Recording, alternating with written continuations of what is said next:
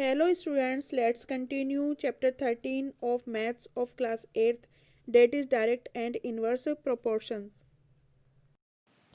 Today we will solve remaining sum of exercise 13.2. Fourth sum. If a box of sweets is divided among 24 children, they will get 5 sweets each. How many would each get if the number of children is reduced by 4?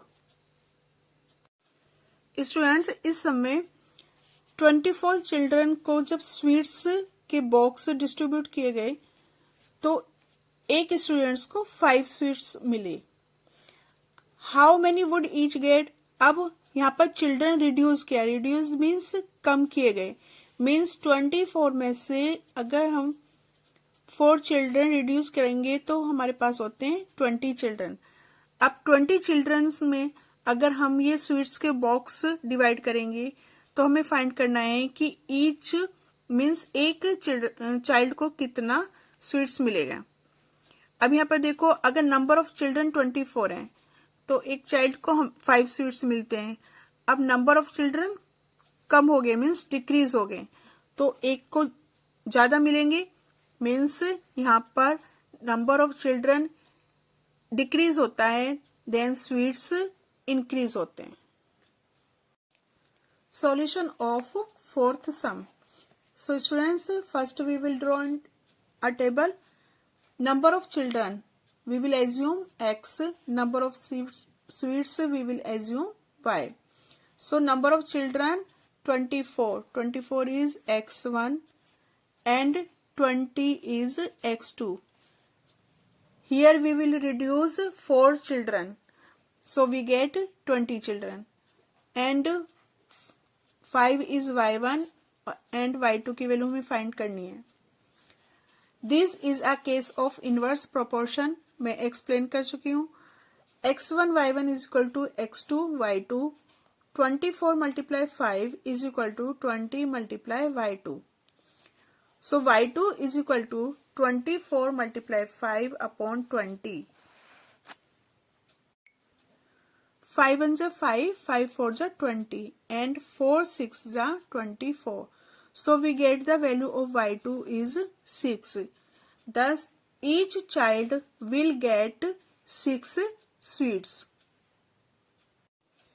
Fifth and sixth sum is your homework, so you have to do by yourself. Seventh sum. A batch of bottles were packed in 25 boxes with 12 bottles in each box.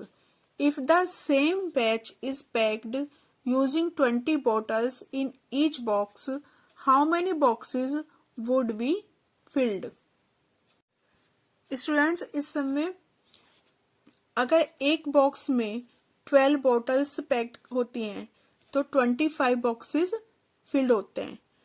अब यहाँ पर 20 bottles एक box में pack की गई तो कितने box fill होंगे. Means number of bottles increase होता है तो नंबर ऑफ बॉक्सेस डिक्रीज होगा. Solution of seventh sum. Firstly we will draw a table. Number of bottles in a box is x, number of boxes is y. So this is x1, this is x2, this is y1, this is y2. y2 हमें find करना है. This is a case of inverse proportion. ये clear है. Therefore x1 y1 is equal to x2 y2. x1 is 12, so 12 multiply y1 is 25 is equal to x2 is 20, so 20 multiply y2. y2 is equal to 12 multiply 25 upon 20 is equal to 15. Here 5 4s are 20, 5 5s are 25 and 4 1s are 4, 4 3s are 12.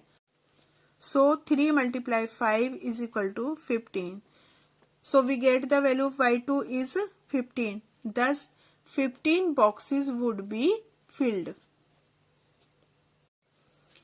8th and 9th sum is your homework. so you have to do by yourself. 10th sum. Two persons could fit new windows in a house in 3 days. First part, one of the persons fell ill before the work started. How long would the job take now? Second part, how many persons would be needed to fit the windows in 1 day? So students, इस सब में 2 persons एक घर में window fit करते हैं 3 days में. अब फर्स्ट पार्ट में क्या बोला है? One of the persons fell ill before the work start. Work start होने से पहले ही एक पर्सन बीमार हो गया. अब नंबर ऑफ पर्सन्स कितने हो गए? 2 पर्सन्स थे, उसमें से एक बीमार हो गया, तो कितने रहे? 1.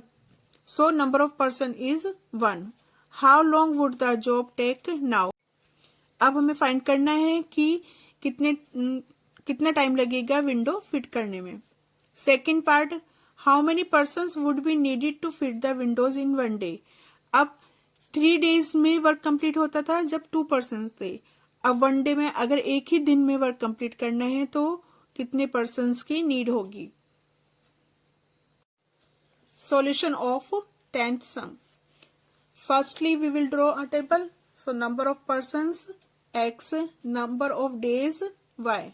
So this is x1, x2, x3, y1, y2, y3.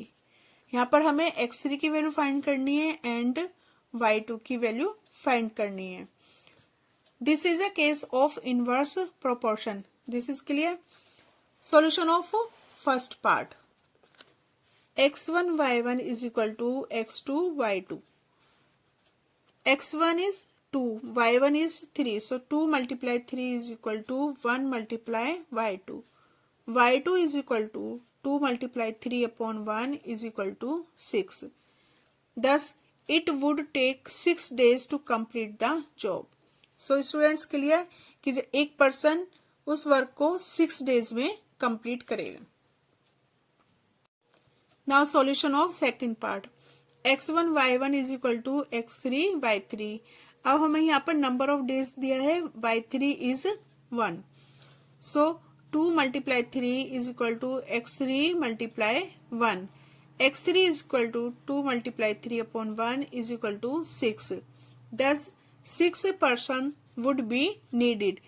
Means 6 person इस काम को एक दिन में कंप्लीट करेंगे.